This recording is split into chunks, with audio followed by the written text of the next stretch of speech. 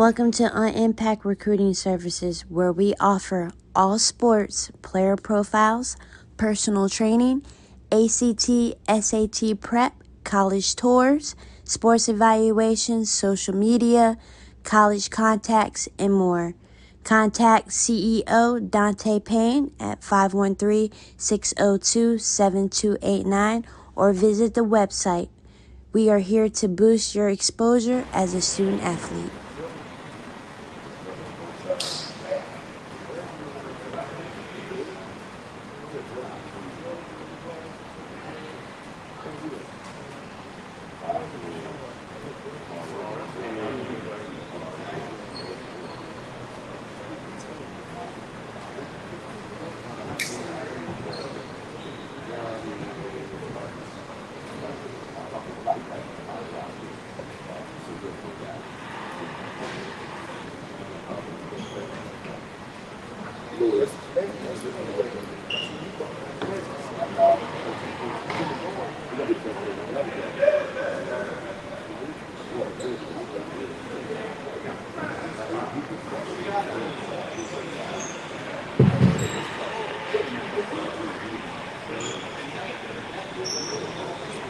All right, guys, we'll get started. We got a couple at the message table.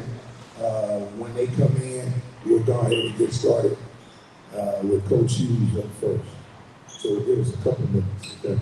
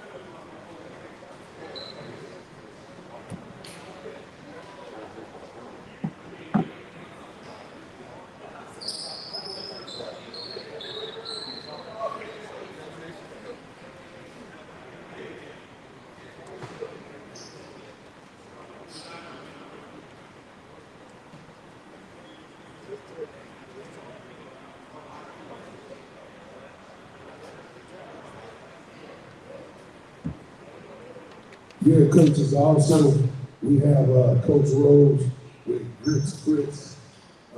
Really good, like I said, as a former high school coach, and everybody in your gym all day long, having something that you can use to kind of get the floor clean and keep it, sticky. That's why we had something come down to be able to have a product for you guys. So don't hesitate to get over to Coach Rose, see you guys, and he'll be raffling off a gift pack for you guys. So make sure that you get yourself into the raffle so that you can get your opportunity to be part of that gift pack.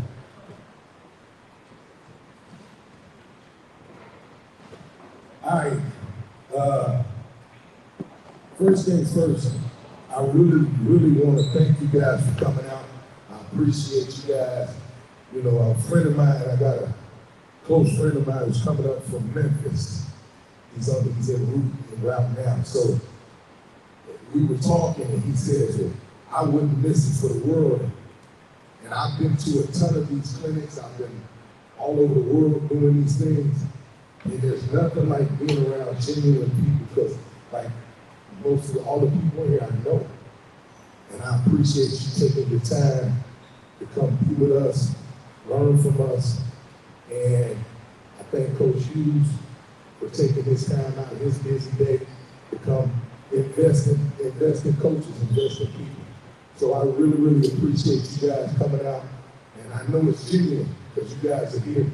And if it wasn't, you guys would be on the Saturday, man, you guys would be somewhere else. That's my guy right there. I coached TJ when I was in Wilberforce.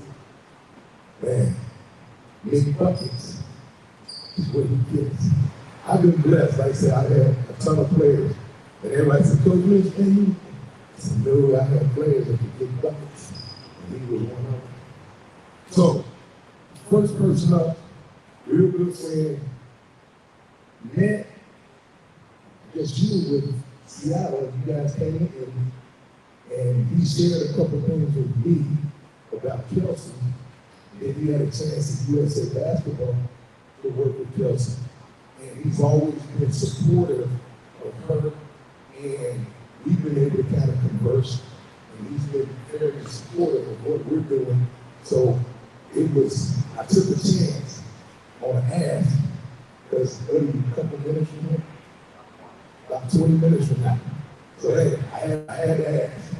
And Coach Hughes, championship coach of USA basketball, has coached and done great things all over the world. So I'm fortunate and blessed that he's here to be able to give you guys information. Coach Dan Hughes. Good morning. First of all, I want to echo what Coach said was, I'm so glad you're here. A lot of places you could be on a Saturday. You know, I get that. But it says a lot that you're here. And I don't know what your expectations are for the next hour, but I wanted to see it. That's the one thing that I want you to go away and say, you know, I got something. I love clinics. I've been going to them for 40-some years.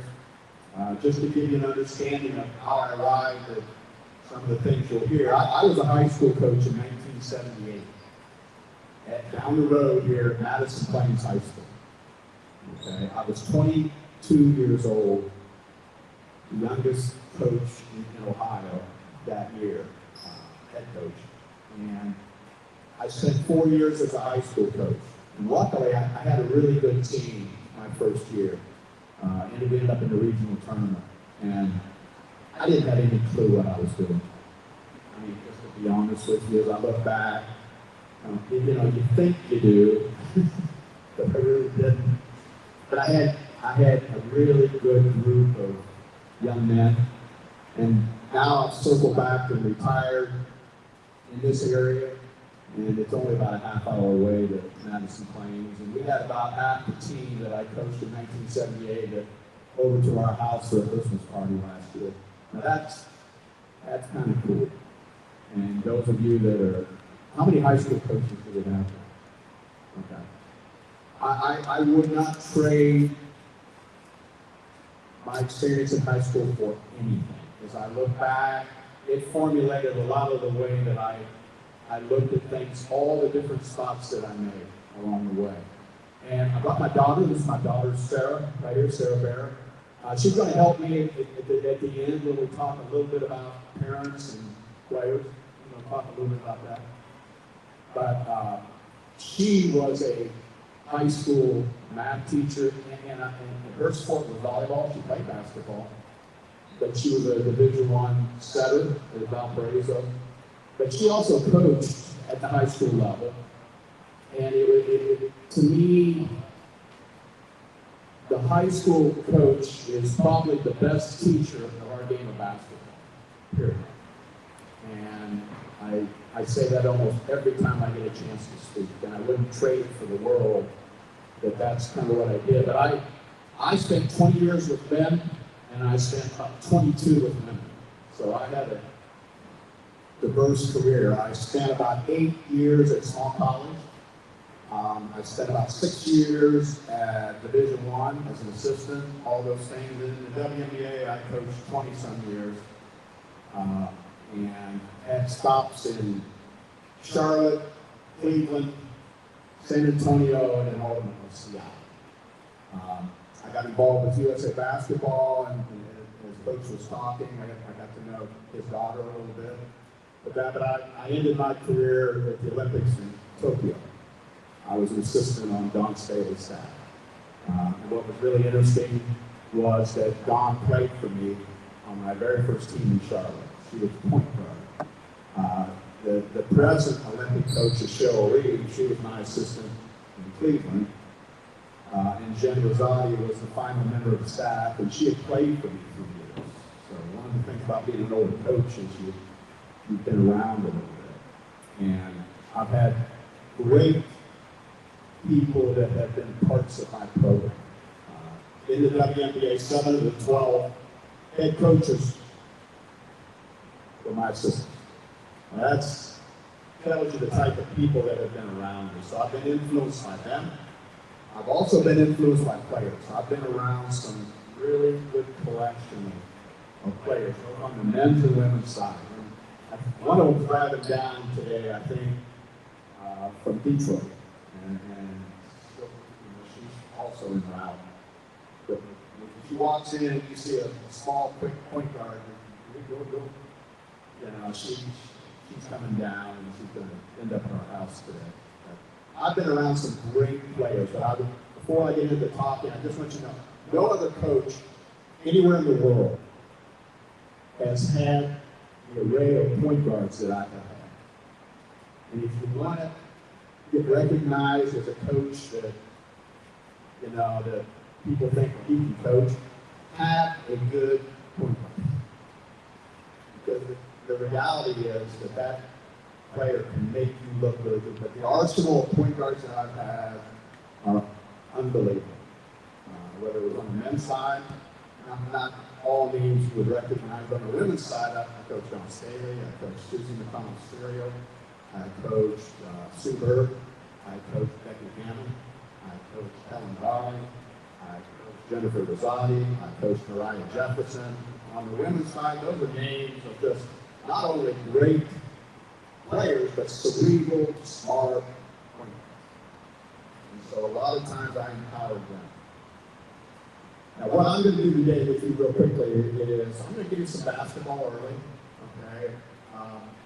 Press offense I'm going to talk about. I think it's one of the better things on my career that we did. When I look back, and I did pretty much the same thing.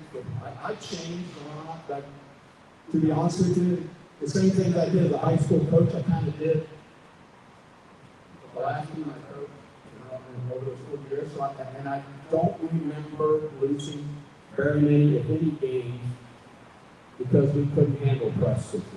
So I'm going to share what we did.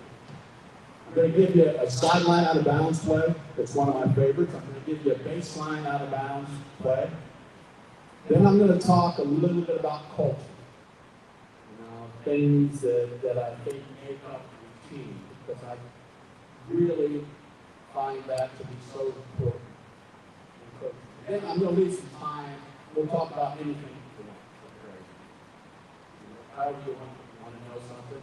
I'm going to tell you right up front, I will send you a playbook if you want it. I'm retired now, okay? And I'll give you my email if you want to write it down. That's how you'll get it. Just my name, Dan Hughes, DANHUGHES,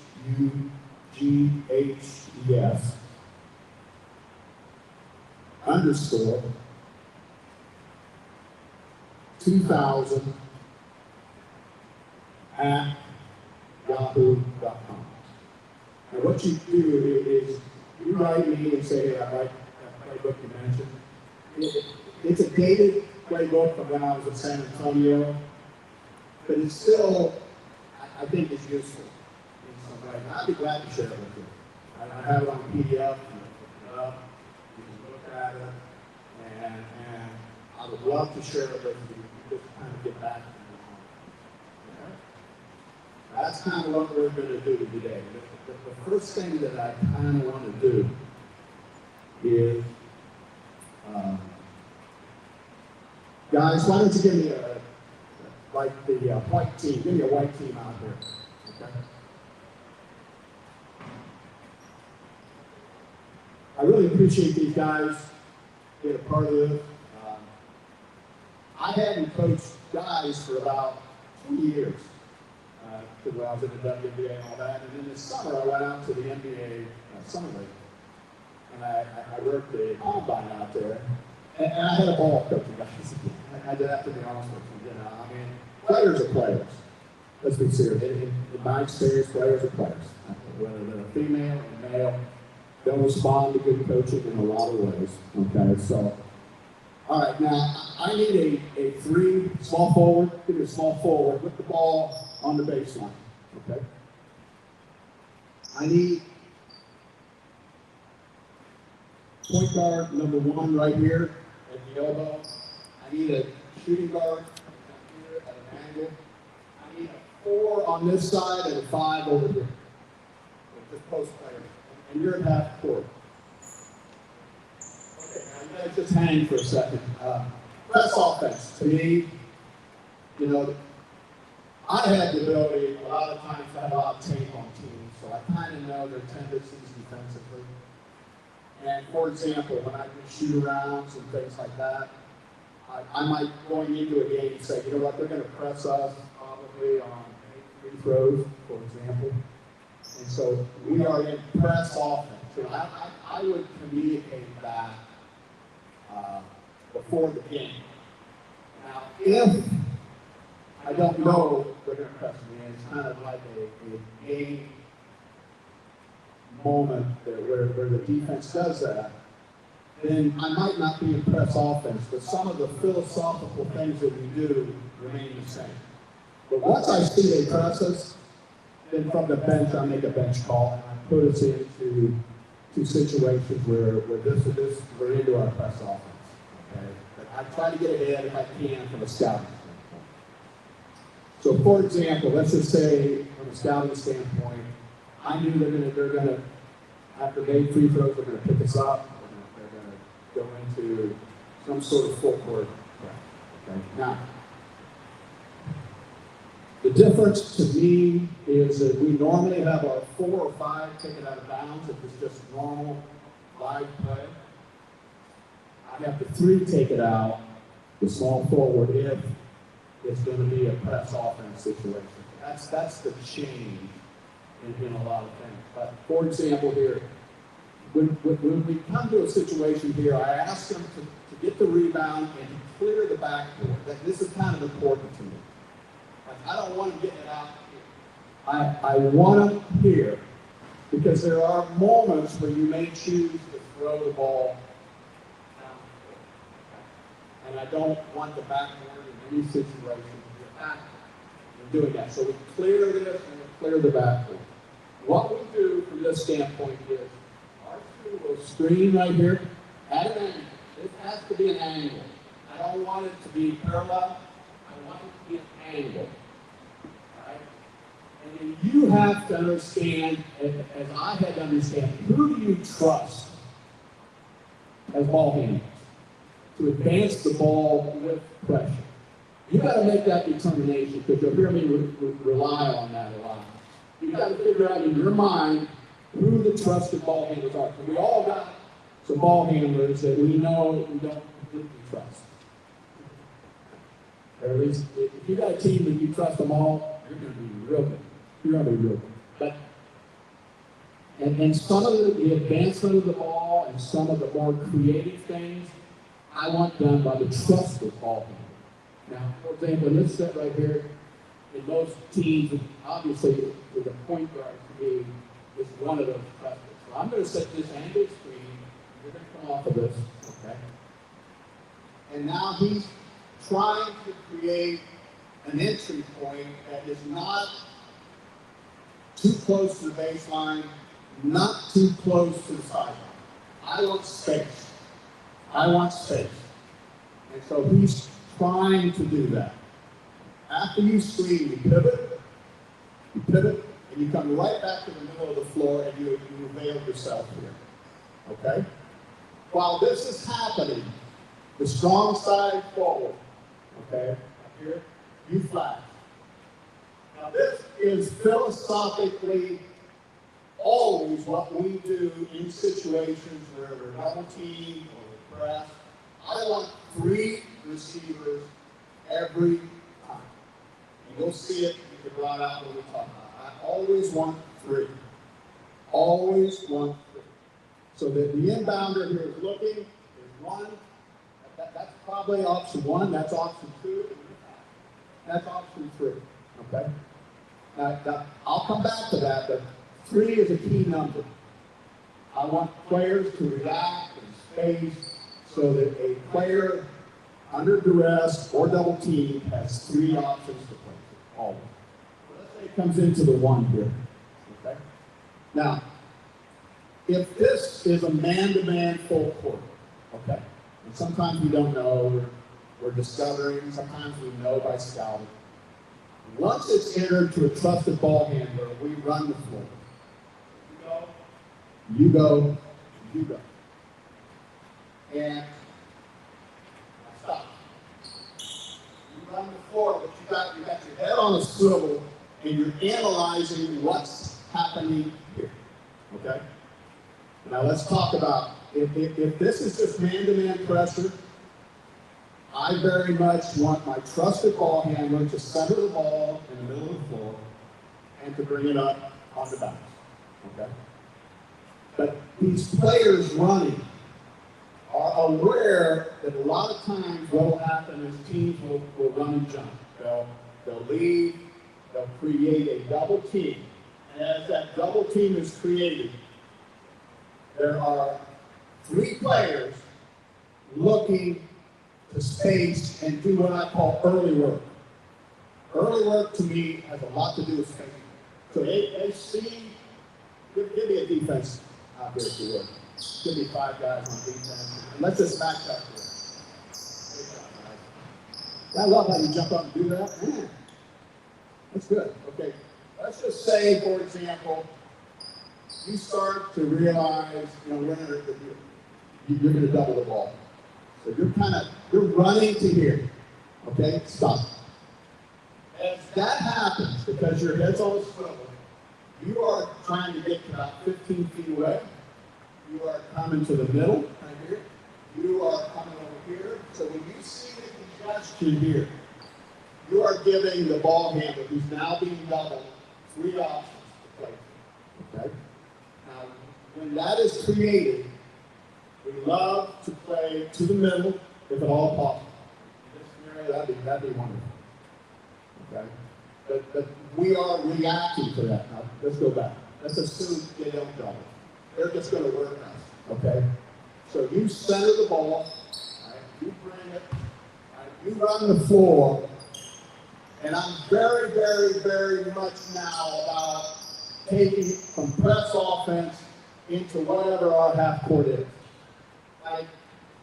I think a lot of it, you all don't have a shot clock, do you? Yeah, from a shot clock standpoint, a lot of presses are not necessarily built to steal when you're talking about the level that I coach. They're built to take time off your shot clock. So you don't have as long to reverse the ball and play basketball.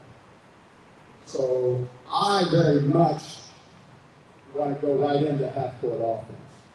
And so, the entries, whatever we're doing, we kind of do it, okay, in that point. But here's my point to you. In a clear-out situation, it's man-to-man. Okay, you're drilling it up, okay? And now, all of a sudden, you just come and double. Okay, stop. Same thing philosophically. You're gonna come here. We're gonna flash in the middle. Doesn't matter. Here you come. And you're gonna come here. And as that guy is doubled, or just even possible congestion. 1, 2, 3, pass. And if the pass goes there, okay, I like playing outnumbered. And we can all do the math. 2 of them are out here on the ball, and we go to here. We are now 4-on-3. And I very much, I try to help my team, but I don't want to strip them. I want them to be basketball players with each other. And I love playing the game outnumbered, if I can. And so we would come out of that, and then we would attack and play 4-on-3 out of that, and we would not settle necessarily, to just pull back out and run offense. We're probably going to try to get a good shot. Philosophically. Out of that. And I'll go back here again. Okay? So in a man-to-man pressure situation, with no doubles, we come down and we go into offense right here. I very much believe in ball movement, So if we're in a situation like this, I'm probably going to attack the side, and I'm going to encourage the ball to get long.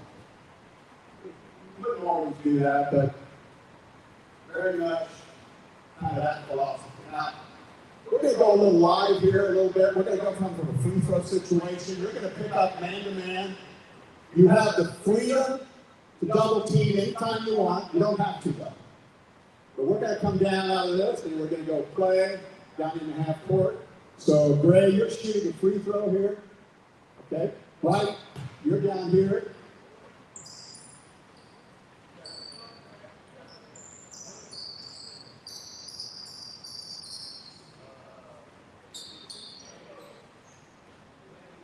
We're going to play one conversion. One conversion. Go ahead.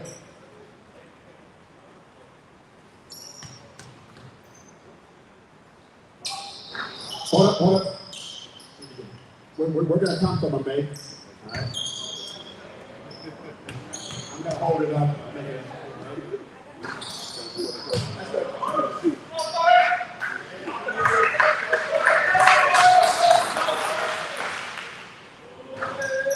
There we go.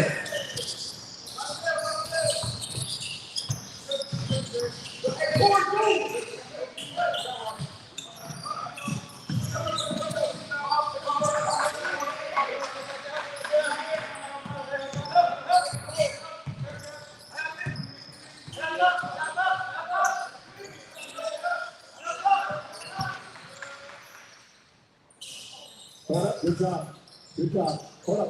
Come on back down here. Now, I'll tell you, that was pretty good. You know, for a walkthrough, the way they filled those situations, the way they reacted, that was pretty good. I have to be honest with you. That was pretty good, man. Let's do this now, okay?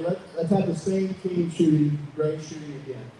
Okay, now this time, let's don't double until we get to half court.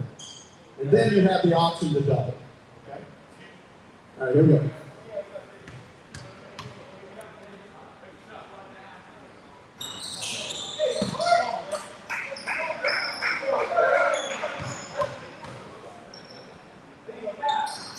Hold up. They haven't had a chance to warm up, so I guess that this is not easy.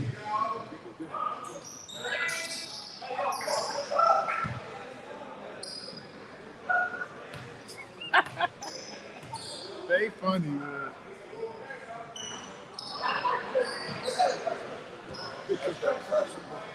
There we go.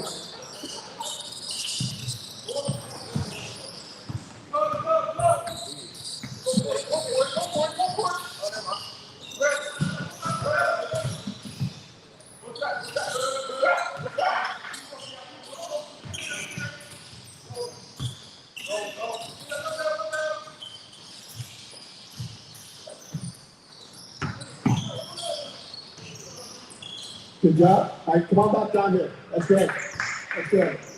Okay, now I'm going to take it one step farther to this philosophy of three receivers and those type of things. We're not going to double at all. We're going to come down and I need you to get in a pick and roll, okay? It can be from the top, it can be from the side. It doesn't matter. Okay? But when they pick and roll, I want you to trap them, okay?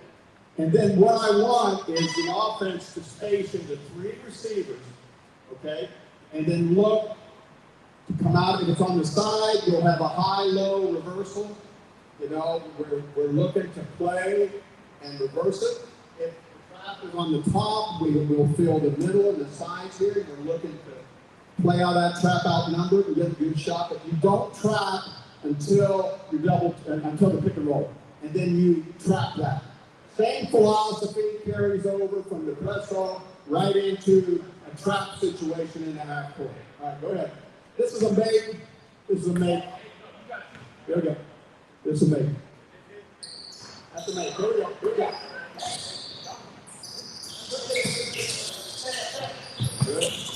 Run the floor. Okay. Good pick and roll. Good pick and roll. Good pick and roll. Trap it. Trap it. Trap it. Trap it.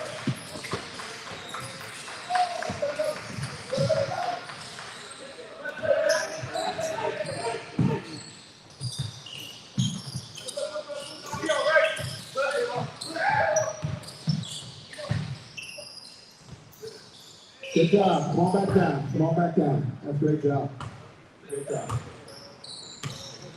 Okay, now let's talk about zone presses in the full court. Okay. And a lot of times this is what you see, especially in main free throw situations. Okay, now look, defensively, White, I need you to step off for a second. I'm going to talk to the defense here. Okay. Now here's what I want. I want our five come all the way down. Once we set up our press, I want you to come all the way down and you protect the basket. Put it down to about the top, about the three-point line. Stop right there. So give me the 4 right here. You're right. Give me the stop. You're in the middle. What we have is a 1, 2, 1, 1. I need the length. Yeah, the 3. You're going to come out of here and you're going to come right to this area here. We're going to match up with our wings right here. And once they come in, we're looking to trap, like right away. Okay? Once it comes in, trap it. Okay, then they'll space and play. You just trap as many times as you can. Okay, to give us a good look. But that's the type of defense we're coming from once we made the free throw. Okay? And we're dropping back hand to hand here. Okay, we got the same thing from our press offensive standpoint with the White. Okay, the only difference now is that the action, the double teams are going to happen like right away. Okay? And I'm just going to have them play, and then I'll coach them a little bit, and you can kind of see, I think, what's happening. Now, what I want to do, though, if they're going to trap here, I really want to attack the basket. I don't want to be satisfied with just running half-court offense. I want to play outnumbered together. Okay, here we go. White, you're up here. Gray, you're shooting. You toss into that press. Let's just watch the press offense a little bit.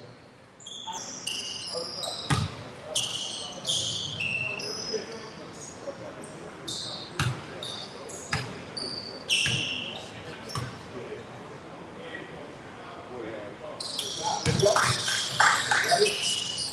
Good tackle.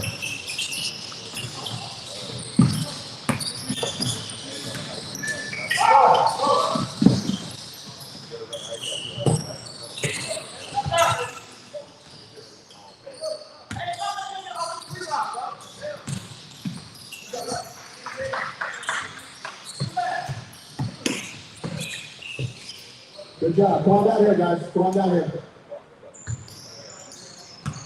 Ray, you get in the 1, 2, 1, 1 that you were in. Okay, let me coach the White just a little bit. White, get to the point where our point guard's over here. Our 3 is stepping in right here. Okay. Let's coach it against trapping defense in the full court. So here comes the ball. Like you step in and occupy the middle right here. You get to the opposite wing here. Now, what is essential is that we get a flash from the opposite pole. So you're coming here. Once that comes in, you are coming, and we would love to play to you. We would love to play to you. But here, take a look. Here's the 3 options. You shorten that a little bit. 1, 2, 3. Other track. Now, when it's from here, let's say you use that one, and somebody goes to trap side, you got the same thing. I'll just stand in the middle. You're available here. 3 points.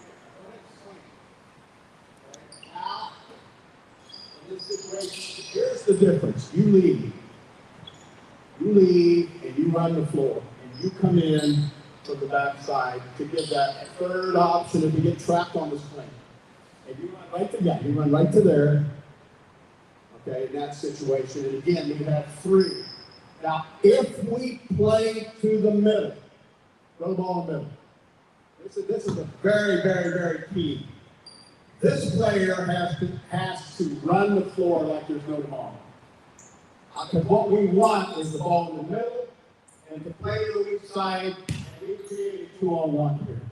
And in a lot of cases, that's a trusted ball handler. Okay? And that has to happen. And the key thing is the early work. When the ball's in the air going to the middle, you're running.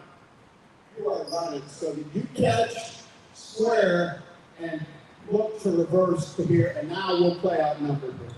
Okay? Now with that kind of early work thinking, let's see if we can create and take advantage of the full-court press offensively. All right, this is a make.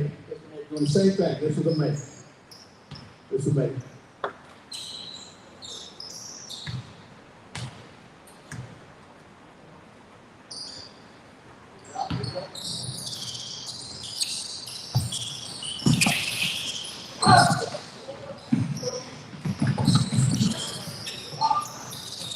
Good, good. I like that. All right, I like that. Like that a lot.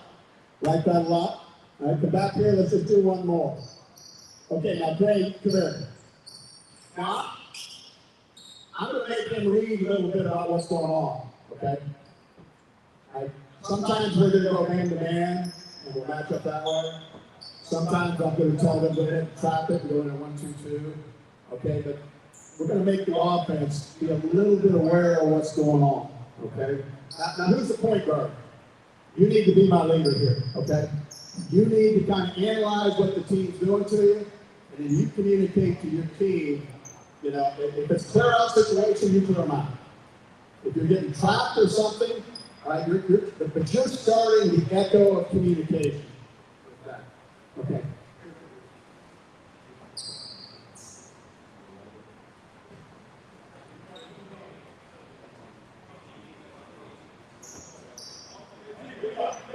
Here you go. Now you know you're getting pressed, but you don't know what time it's going to be. So you're going to react to this a little bit.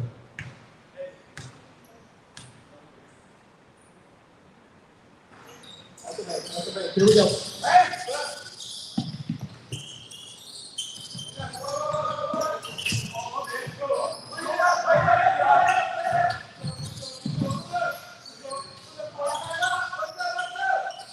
Good job. Hold up.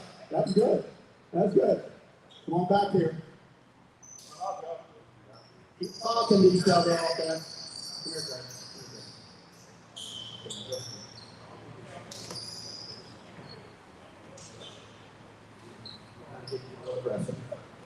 Here we go.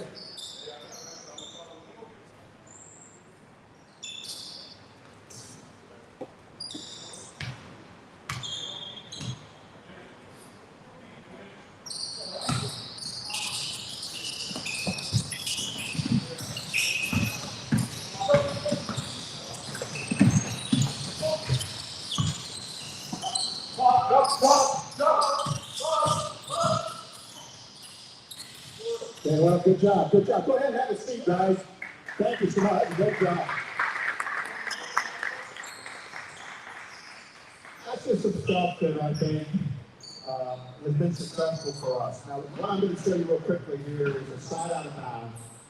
One of the ones that I've found to be kind of favorable. Now, I'll just give you an example. It's in the playbook. Okay, the terminology we had was home run. Now, I was in Dallas, okay, and two coaches that were playing were Vicky Johnson, who played for me, was my assistant, but she's a Dallas coach. Becky Hammond played for me 8 years, but she's the Vegas coach. Okay, so they're playing each other. There's 3 seconds left on the clock. Okay, they're down 2. Vegas is down 2. Okay. So she runs the play. Now, it's the same play. Those two players played together with me. They had the exact same play that we won several games in 2008. Not long ago. But she ran, and this is the play. This is the play. And I'm going to show it to you. It just has probably won me more games in late situations where you needed to start out of bounds than anything. And that's why we call it home run. Okay, but I'm going to show it to you. I need a great group here who's going to script this for me, all right? So, we can get some new ones, that's fine. All right. Okay, side out of bounds. I want my 3 player to take it out of bounds here. Give me a 3. You have the ball here on the side. Okay, now, this doesn't have to be a free, but I will tell you, if you're talking about a late game situation, for example, this needs to be a great passer. Because this is where all the decisions are made. Right here. Right here. So put somebody here that can't pass the ball. We'll start with that. Now, what I need is my 4 out here and my 5 at the elbow right here. I need my best shooter over here, standing in the corner, okay? I need somebody here on the block, and it doesn't have to be a post player, it can be. But we really need somebody that they're going to respect their ability to catch and shoot. Right there. Right there. Okay? That's kind of essential. And then what's going to happen here, you're going to make the first small movement. You're going to come out here, and we want the defense to come with you. Okay? Now, we're going to go into a stagger down here. Yeah. And you're coming off. Okay? Now, as you come off here, you're trying to come here to catch it. And we want the opposing team to think this is where we want to play. Okay? And it might be where we choose to play. But what we really want is just a little bit of a hedge here, and you make a hard basket dive. It'll go off of you, and you are going straight to here. And again, it comes to that 3 receivers thing. There's one, and that slip, we're trying to play to. Now, I will tell you the truth, probably won, 3 games with that slip. Now, sometimes I might mix it up and just put that one. But we've also won a game here where we couldn't get it in, and it came to here. And we have won a game because that's a good shooter right here. And the balls come in. We won from all 3 of those receptions. When you're talking about less than 5 seconds. But that's where we play from. And we try to come here and try to play them. Okay? Now, they kind of know what we're doing, but that's okay. We're going to have a little fun with this. I need a white group that's going to guard this. Okay? I need you to play man-to-man. I need you to be aware that a 3 beats you, a 2, you get tied. And I need the gray group to come over here with me. Okay, this first time, you're not going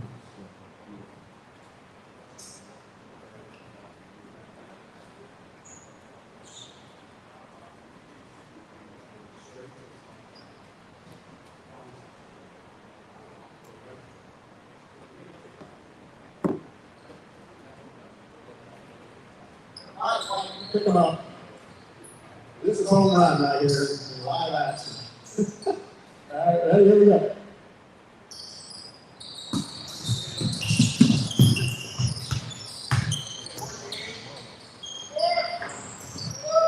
Pretty good shot. Pretty good shot. I got to tell you, pretty good shot. Come on back out here. Come on back out here. Okay, now.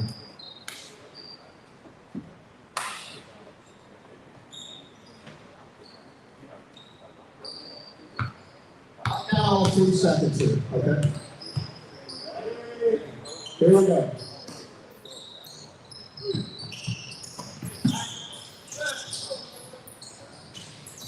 Corner, 1. All right, that'll work. That'll work. But anyway, guys, go ahead and have a seat.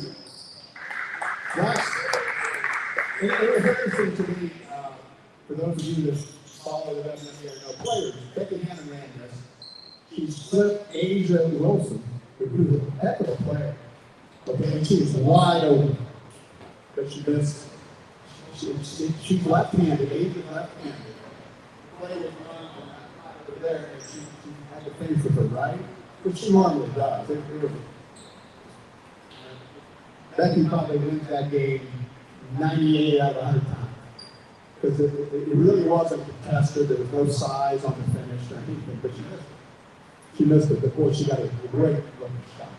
Just a great looking shot. And, but that's home run. That's in the playbook if you want to get it. I'll show you one baseline out of bounds. Coming out of it. Let me have white. Give me a white team out here. Let me have the number one, our point guard, taking it out of bounds. Give me a really good shooter here and another wing shooter here. Give me a 4 and 5 over here in a tandem. 4 and 5 here in a tandem. Kind of like this. Yeah. Okay? Kind of right here. Now you're getting ready to screen this. So turning right here. I changed. I coached for that long. People in my league. You know, I coached through her. She thought we should change the name of our plays because I coached 20 years and it used to be that. I had a hard time with that as an old coach. They knew, you know, I got a signal belts. They knew. I think we gave it a new name at the end. But anyway, this was my career. Now, what happens here is a couple things. We start right here. I tell you what, let's move the 3 over here. Let's move you up as a 2 right here. Right in between them. You're going to start right here with the 3. Now what we're going to do is this. First thing, when the official gets it here, and I need the minute he puts it in the player's hands, you are circling that right there. You circle that. You know, once in a while people fall asleep. They see the set and they think, well, that's a double. And once in a while, you'll get just an easy one. You circle it, but mostly you don't. And then you go clear over to here. You get out of the lane, you get over on this side. You come off of this double right here. You come off the double right here. Okay? You come off the double here, and you look to come in a catch and shoot situation right there. You kind of start to move up a little bit. Okay, now I'll show you some options. You're moving up, and when he comes off, you flash cut right there. You flash cut right there. And we've got 3 options we play from. That would be the most advantageous. That cut right there is quickness and that. You become, just go ahead and strip that one time. This is called lift. Pretty basic, but we'll do a couple interesting things with it. All right, go ahead. Circle it, coming off, cut, boom, play. Okay, good. Good. Now, here's a couple things that we do with this. You know, people scout it, that's not real complex. But now what we're going to do this time is you come off of this, okay? You come off just like you did. You don't break on this. This is like lift.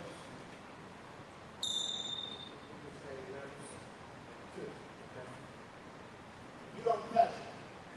So you run the baseline. Okay? You come off of this. So now we get a second player coming off. Then on the second player we separate. Okay? Go ahead and run that one time. Now, you know, you got to move kind of quick because you got a 5 count going. But go ahead and run that real fast. Coming, boom, don't get it, boom, oh, coming out, boom. Exactly. I really like that one. That is like lips. Now, let me show you one other option that I found really good in running this. We call this lips counter. And what we do here is this.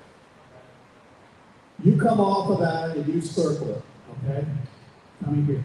Now, instead of clearing, you come right here and you set a screen here. And you come off of that and come here. And then you screen the screener and you come off here.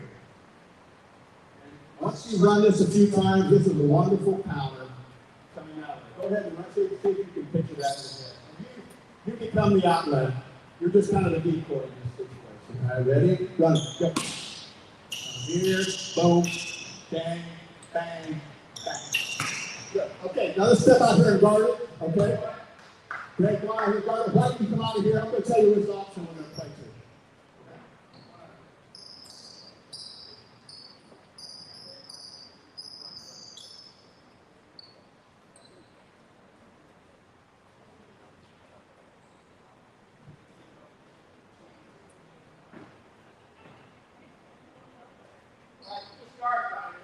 started right here.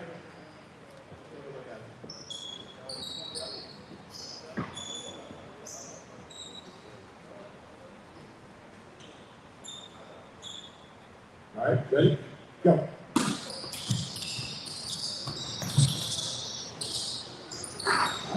Don't mind that. All right, come on back here. Come on back here. Here we go.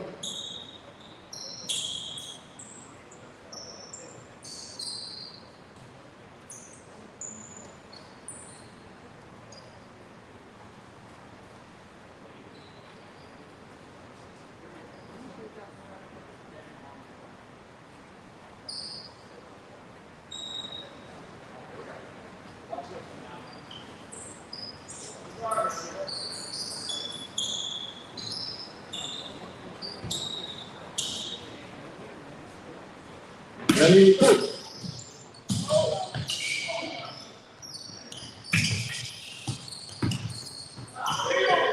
right, good job. Come on back here. Come on back here. All right. Last one. Last one.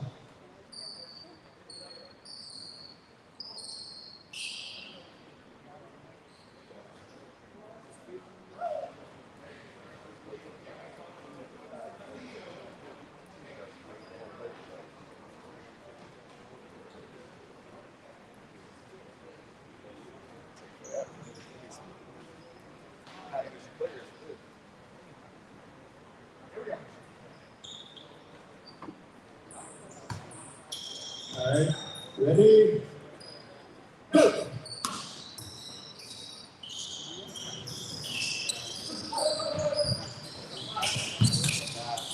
Good job. All right. Good, good, good. Guys, go ahead and have a seat. Thank you so much for doing that. I want to give you just some things that we have found that kind of work in a lot of situations. What I'd kind of like to end this with is I'm going to make a couple comments about culture. Okay, I'm going to ask my daughter to involve her. I'm going to talk about parents and players a little bit. And then I'm going to just, we'll take questions and answers to kind of finish up a little bit.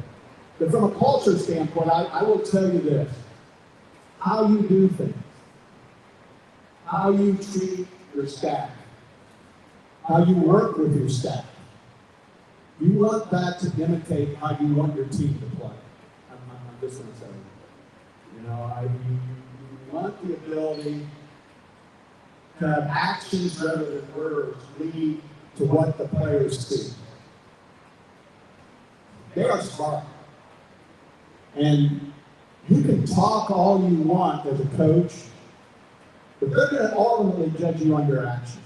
I'm going to tell you, who you play, how the rotation goes. Those kind of things, actions will be greater than words. That's one of the cornerstones of our culture. Okay? And so I think it's important that the way you use your staff, the way you interact with parents or whatever, kind of fit into the culture, because they're going to bring it back to you when they deal with each other. And I think we need to understand. The other thing that I would say to you is, I think it's important for coaches to be leaders, but it's not the highest level of leadership. The highest level of leadership is, can you develop leaders on the court? Can you develop leaders out of them? Because as I watch basketball and as I've had the ability to watch and be around some great players, the leadership from the court, that's a higher power than what I can give the team on the bench. And so your job is to develop leaders. And as you develop leaders, you've got to teach how to teach. They got to know how to talk to each other. The change that I saw in my years of coaching was that there was, I was getting them at 22. So if you're getting even younger, I got a feeling it follows a similar pattern. They didn't know how to talk to each other in a lot of cases. They really didn't.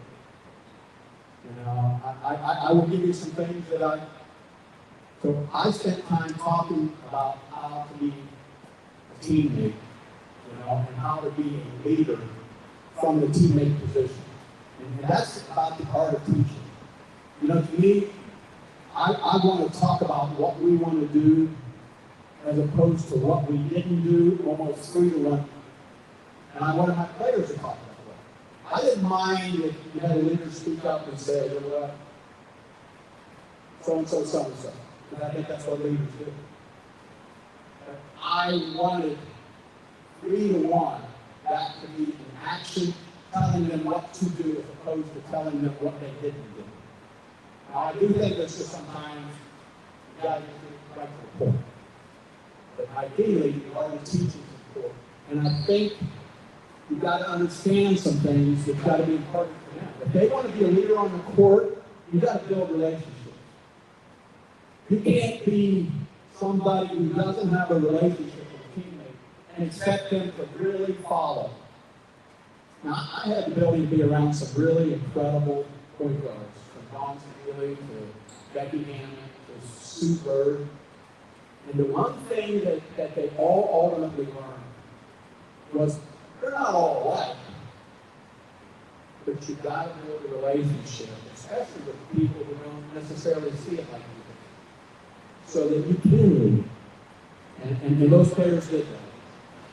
Becky Hammond went on to coach in the NBA for 8 years, and I thought she was ready to do that. And Greg Popovich, we were in Seattle and San Antonio, and I've been part of the Spurs organization. And I told Pop what she learned to do was to be a good teammate and to lead people that weren't like her. And I think that ultimately helped her because she had to go to the NBA and get the respect of those and things, and she did. She did. But I think that's important to kind of understand that from a culture standpoint. Those are some of the lessons that I learned. The last thing I kind of want to talk about is just parents a little bit. I have a lot of coaches that interact with me that are at the high school level, that are, quite honestly, at the college level. The number one question that I'm getting is about parents. About parents. And, you know, I have thoughts because I've been a coach, okay? But I've also been a parent. And I will tell you some things, and I'll have my daughter just relate a couple. She'll tell you the absolute truth, God bless. But we never, as parents, had conversations with the coach. My daughter was volleyball, she played basketball, and my son played at the U.S. Air Force Academy in the Mountain West, and he played basketball there. You know, we never had a conversation. And I've been coaching people, I lived in communities where people knew I was a coach. Never had a basketball discussion with the coach. Certainly not about playing time, certainly not about how the players choose. But what we did do is we had conversations with the kids. And they were honest conversations at a certain time. But we wanted them to have the ability.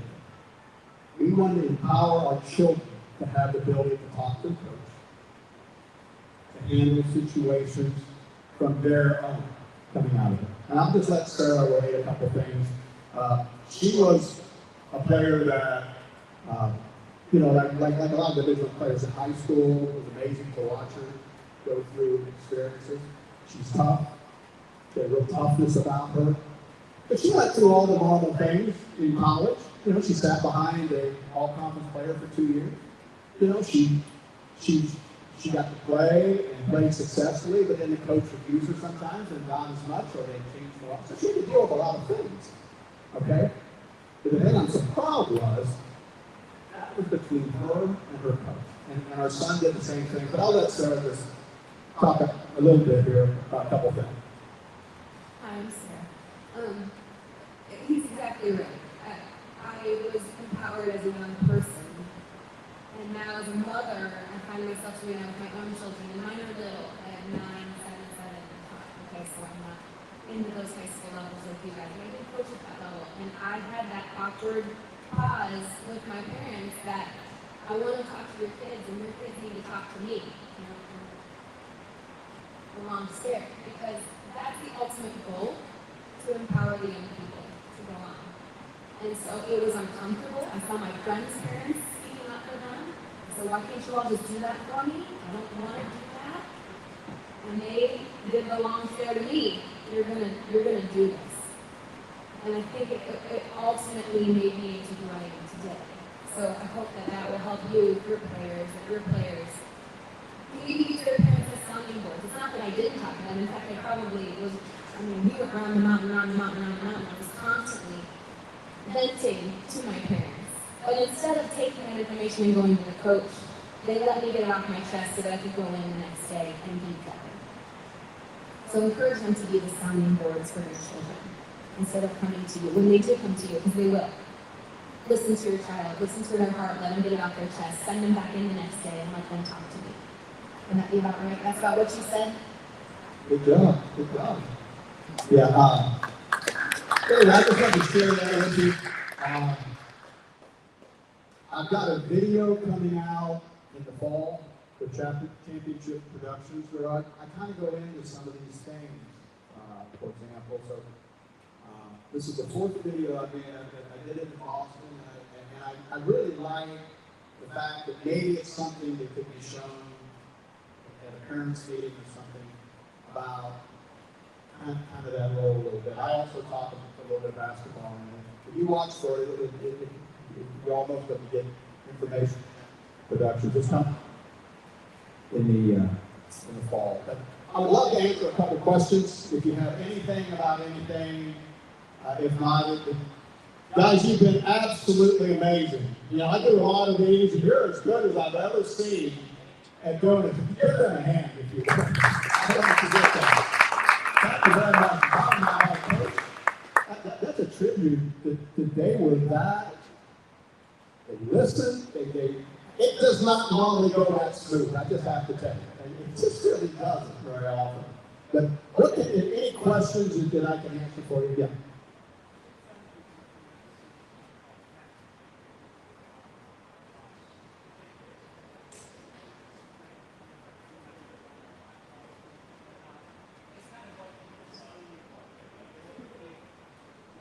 That's a really good question. I mean, that's a mark. You're talking about what I see when I watch. You talk about Vegas and what have you. I got to the point that it was more important to me, and it was during the era of these players, that they know how to play basketball with each other. So I spent a lot of time just teaching the types of concepts. Execution is important. But execution from the standpoint of players having the freedom to do certain things. Like Becky Hammond, who was the Vegas coach, said to me, when she first came to me, she said, "Coach, I got to tell you the truth. I didn't know what to do with the freedom you gave me," which I thought was a very interesting comment. Because a lot of coaches are very, you're going to do this, you're going to do this, you're going to do this, you're going to do this. Well, I do a little bit of that, especially if I got to help player or the team somewhere. At some point, I trust. I just try to get into strength. And I think what you're seeing there is the ability for players to make some spatial decisions. They've got the options to run into pick and rolls. We were very big on drags and pick and roll action. And it wasn't always choreographed. It was the ability to go into some of those situations because you had a player, seeing, hey, there's a good chance for me to come screen, I'm going to go screen, and using that timing and spacing. Not unlike what you saw with the three receivers. Not unlike that. Early work from the standpoint of doing that. And I see a lot of that. I see the intent of like Becky to get the ball in trusted ball handlers' positions. I see the intent of good spacing. I see the intent of ball movement. When you got to play 5-on-5, the ball is probably going to get swung. And what I mostly see, to answer your question, is closeouts. I think the thing that good offense does is that it attacks closeouts. Okay? If I have to play against somebody who's already here, I feel like that takes pretty exceptional one-on-one play. But if I have defense moving because the ball's small, because there's space, because you've gone inside now, I think you have the advantage offensively. Because, we start from the ability to try to develop catch and shoot, to try to develop the penetration of the pass, and then the penetration of the dribble. Those are all key components to us. I try to educate my teams on, for example, where our penetration points are. Who's really good at this. But that's what I see. I see them trying to attack closeouts. Becky has brought a system in. She replaced Bill Lambier, who had a very much of a, with a lot of success. He wanted to play on the ball. He wanted to throw the ball back. Becky's a little more, especially with her as a player, was she likes the three-point shot. She wants to use that. That's what I see in a lot of cases coming out of it.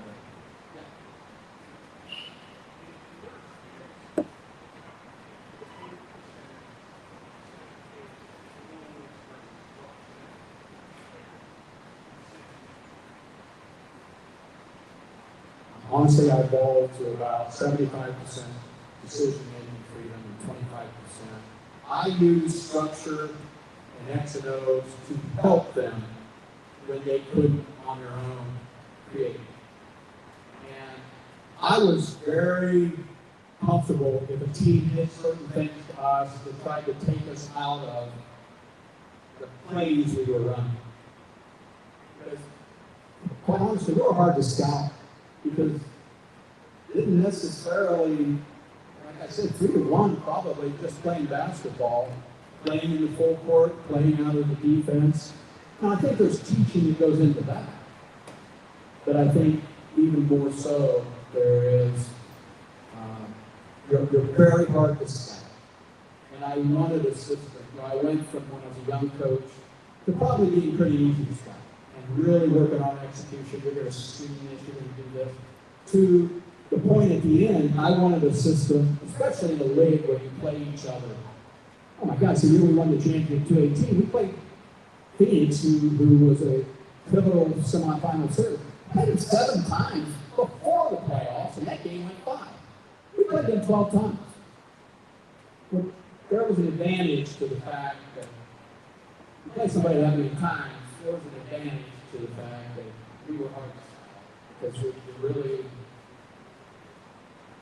the reason I say 25% is you do have to help the team. Sometimes things aren't just going right. And you got to have vehicles that kind of help you get them on the right way they want to go.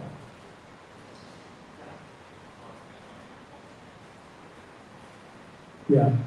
Ball screens, my philosophy on it really changed. I played in a league where they got more athletic, they got more creative. Okay, so I went from, I would hedge, I would switch, I would go over under to the point that in a lot of cases at the end of my career, I iced. By ice, I mean I forced it to the sideline. I trapped a lot more. We would trap in situations coming out of it. And I got to a more diverse style. I didn't have just one way of doing it. But again, it's in a professional league in regards to that. The thing I'm most comfortable with is hedging. If I got any mobility on post players, I love to hedge, over under, that kind of thing. I like changing it up out of timeouts. We might do something different out of a timeout. My comfort zone is the edge. Or if it's a situation where I don't think somebody can shoot, I just go underneath it. In a lot of situations, that's my comfort zone. But the reality was, we got to a point where we iced, we doubled a lot, and we taught a lot of rotations. I Seattle teams were that way. San Antonio teams, you would have seen the hedge, you would have seen that. And then you went back to my Cleveland, there was a couple of teams, you would have seen us hedge, switch, never do any of the other things. So I've done a lot of them over the years. That's what I hear them. Anything else? Yeah.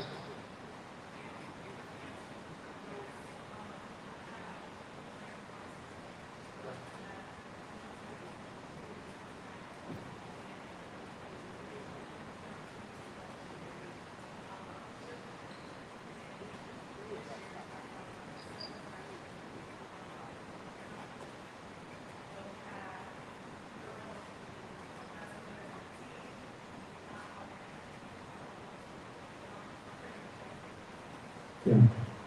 Really good question, and one that we often find ourselves in. We don't very often get jobs where the team has done really good. we get them where the culture's not right.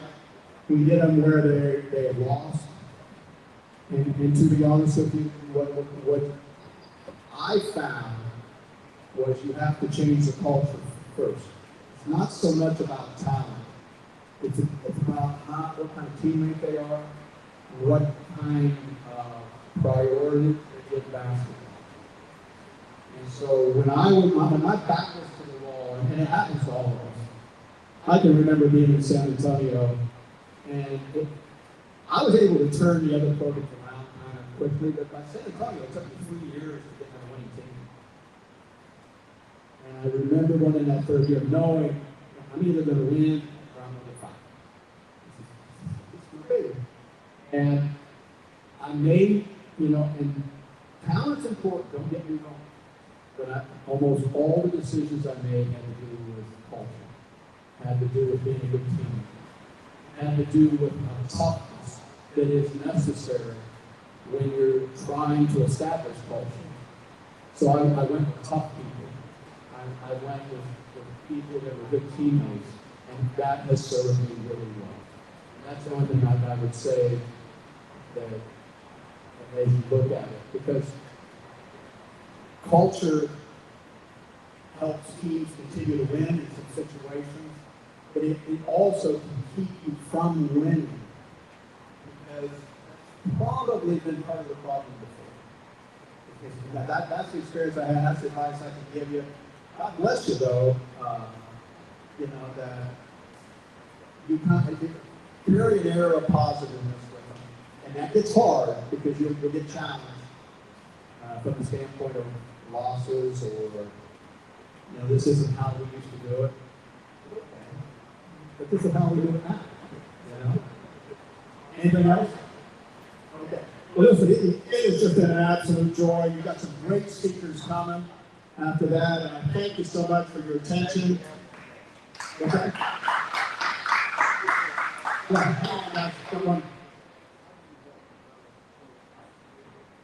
How do I develop? You talk basketball IQ?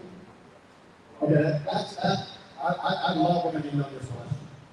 But first of all, I respect the fact that you're going to coach some players that are very cerebral, who understand everything. Okay, or at least I have. But you're also going to coach some people who are instinctively good. And I pride myself on being able to coach all that. All right? Now, if somebody doesn't have instincts, for example, if they have instincts, I love that. That was just as valuable to me as somebody who could articulate all these basketball philosophies. If they move to the right spot, for example, I had Spur, who was great. She was like this. But I also had Natasha Howard. I coached her father when I was on the men's side. That was very Natasha was brilliant, but in a more instinctive. It was about her movements. It was about her reactions. That was just as powerful to me as student intelligence. And you want to have a system that has both.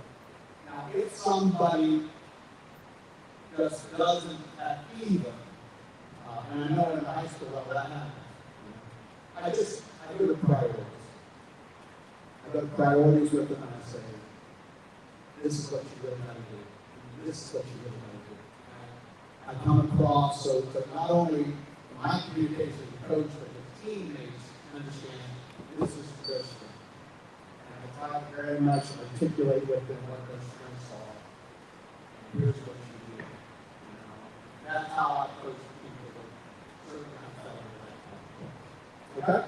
Anyway, thank you so much. You got it.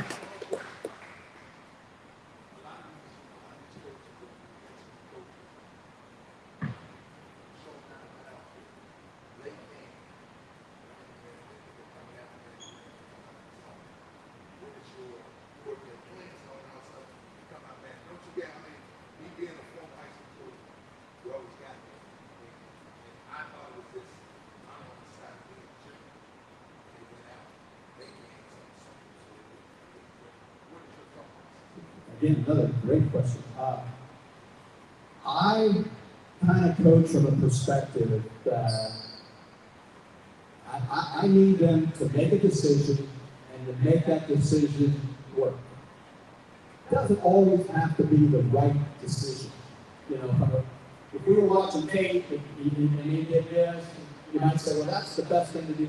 But what they choose to do, they need to do full speed, coming out hard, going like that. Now, to spin that into your question, whatever we decided to do coming out, even if that's not the best thing against some, run.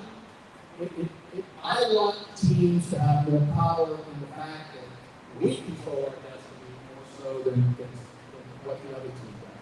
So if you run whatever we're going to run with a bigger, and let's see if we can space the player basketball in a way that it works even though it might not have been. And that's honestly what we've done, and it's amazing how it kind of works out. But if you got like great, I had Brianna Stewart, who's probably the best basketball player in the world until the team I have back here. I still do.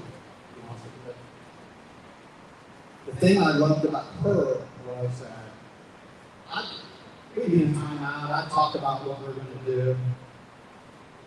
She just looked like I really knew what I was doing. The only thing I really knew what I was doing was that she was going to find a way, probably that made us look like we really knew what I was doing.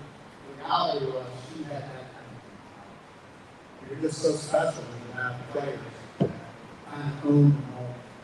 Even if maybe I didn't call the exact right one, she just made it work.